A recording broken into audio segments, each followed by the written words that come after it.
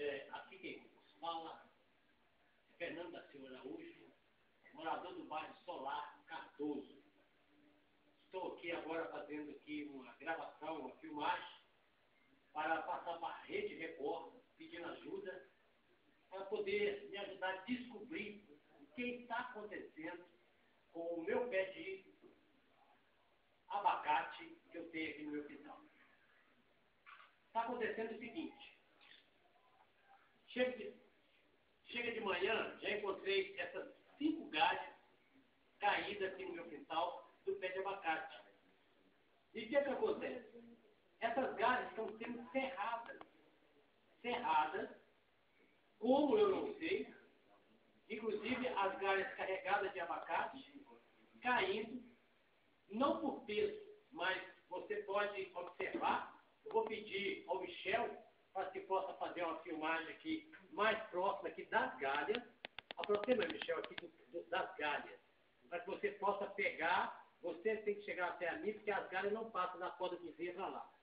Você pode observar aqui, ó, que é como se fosse uma cegueta, entendeu? Que estivesse cortando, ó, como se fosse um serrote. Observa essa aqui, ó, ao corte, ó.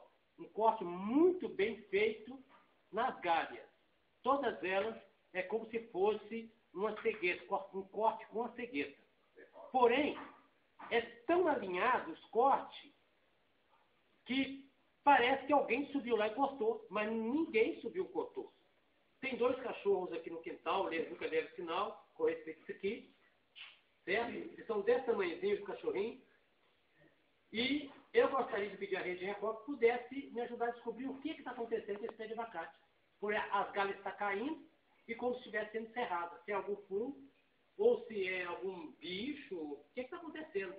Então eu gostaria de pedir, entendeu, a Rede Record, o Mauro Tramonte, no que pudesse me ajudar a descobrir isso aqui. Certo? O meu endereço é Rua Cineasta Humberto Mauro, 25, moro no bairro Solar, no Barreiro de Cima, 14.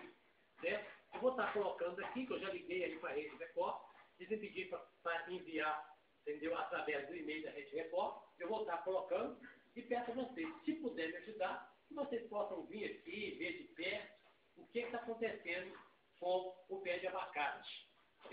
Ok? Então, muito obrigado aí, vou estar enviando para vocês e conto com a ajuda de vocês. Tá ok? Tchau, tchau. Obrigado.